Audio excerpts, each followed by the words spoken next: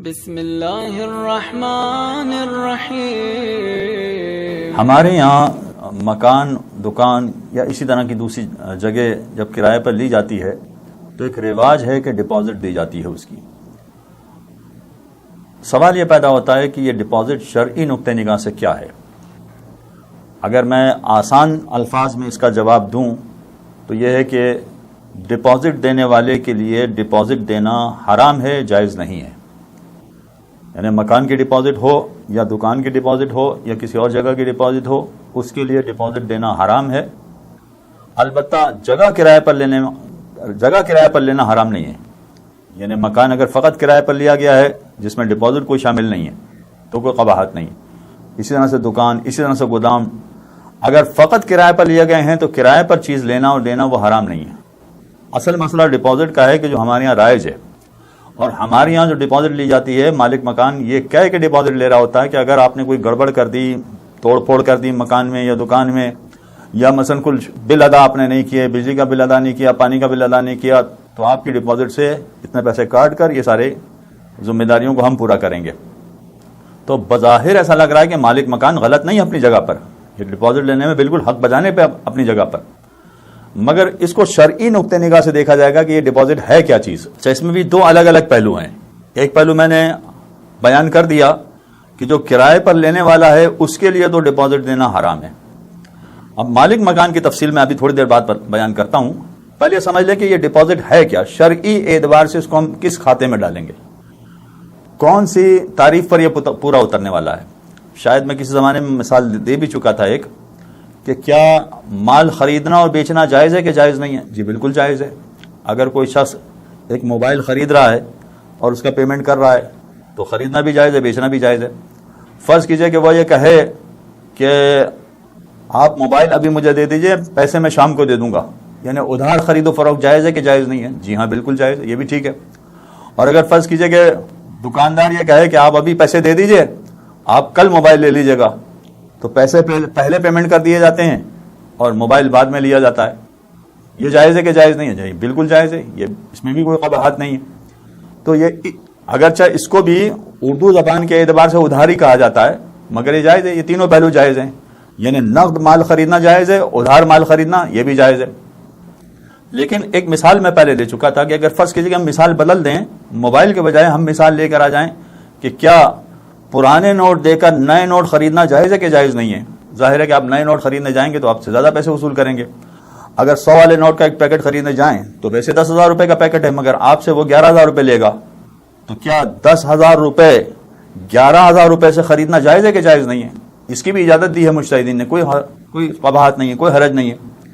تو اگر آپ فرض کیجئے کہ نقد یہ کام کرتے ہیں، 11,000 روپے دیتے ہیں اور 10,000 روپے نئے نوٹ کا پیکٹ خریدتے ہیں تو اس میں کوئی قباحت نہیں۔ مگر اگر فرض کیجئے کہ آپ یہ کہیں کہ بھائی آپ ابھی مجھے 10,000 روپے دے دیجئے، میں کل آپ کو 11,000 روپے دے دوں گا، تو یہ خرید و فروخت جائز ہے کہ جائز نہیں ہے؟ یعنی اصل میں اب اس میں دیکھنا پڑے گا کہ یہ خرید و فروخت ہے یا یہ قرضہ ہے۔ بظاہر ایسا لگتا ہے کہ یہ خرید و فروخت ہے، مگر شرعی نقطہ نگاہ سے یہ خرید و فروخت نہیں ہے، یہ قرضہ ہے، اور قرضے میں اس طرح سے زیادہ پیسے دینا یہ حرام ہے۔ یقیناً جو مانگنے والا ہے وہ زیادہ مانگ رہا ہے۔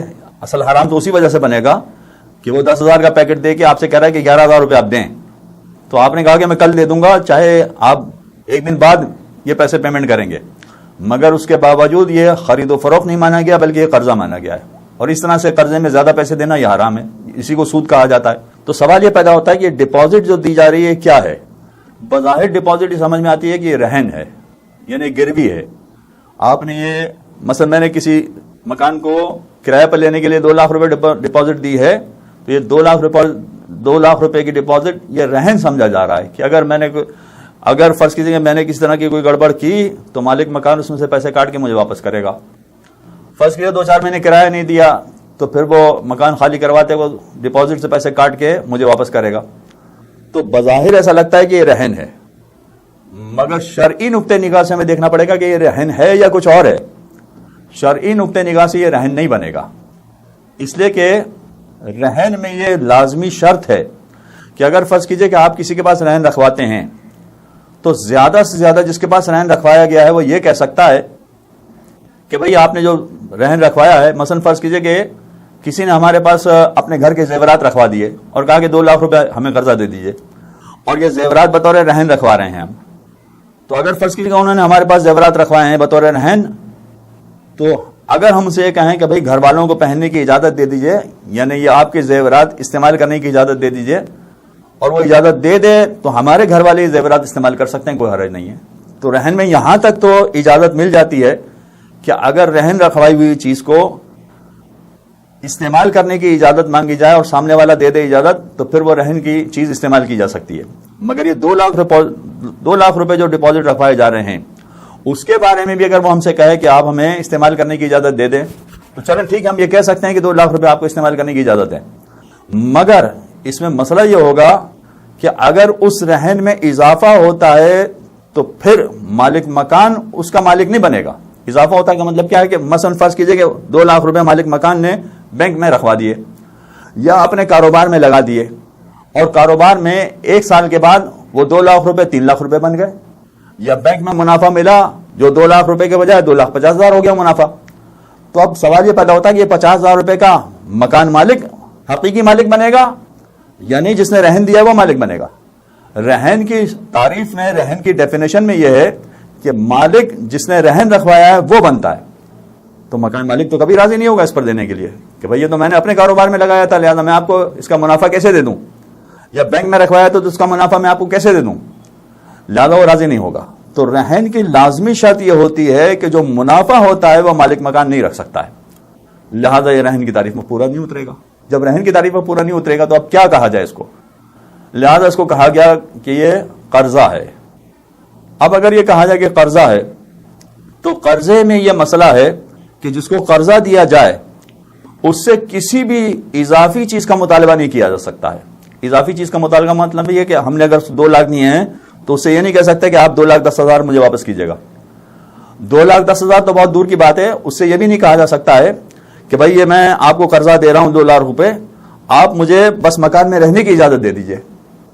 فقط اگر رہنے کی اجازت بھی مانگ رہے ہیں تو یہ بھی ایک اضافی چیز مانگ رہے ہیں اور اس کی بھی اجازت نہیں ملے گی، لہذا قرضے میں کسی طرح کی اضافی چیز نہیں مانگی جا سکتی ہے۔ اب اگر یہ اضافی چیز نہیں مانگی جا سکتی ہے تو آپ یہ کہیں کہ بھائی میں کرایہ بھی دے رہا ہوں، میں فقط فری میں رہنے کے لیے مکان نہیں مانگ رہا، تو یہ فری میں اگر رہنے کے لیے مکان نہیں بھی لے رہے ہیں، آپ کرایہ بھی دے رہے ہیں، اس کے باوجود قرضے میں آپ یہ شرط لگا رہے ہیں کہ آپ یہ مکان مجھے رہنے کے لیے دیں۔ اگر قرضے میں اس طرح کی شرط لگائی جائے کہ مکان مجھے رہنے کے لیے دیں، یعنی میں ڈپازٹ آپ کو اس صورت میں دوں گا کہ آپ مکان مجھے رہنے کے لیے دیں، تو یہ بھی سود ہے۔ لہذا اس نیت سے بھی اگر ڈپازٹ دی جا رہی ہے تو یہ سود ہے اور اس کا اس طرح سے دینا جائز نہیں ہوگا۔ آپ آ جائیے مکان مالک کی طرف سے۔ مکان مالک تو یہ کہہ رہا ہے کہ میں آپ کو کرائے پر یہ مکان دے رہا ہوں، ایکچوئل میرا ایگریمنٹ آپ کے ساتھ کرائے کا ہے، لیکن بطور ضمانت میں آپ سے یہ پیسے رکھوانا چاہتا ہوں۔ اب بطور ضمانت یہ پیسے رکھوانا چاہتا ہوں کا مطلب یہ ہوا کہ یہ بھی جو پیسے مانگ رہا ہے یہ سود کے دائرے میں آئے گا کہ نہیں آئے گا۔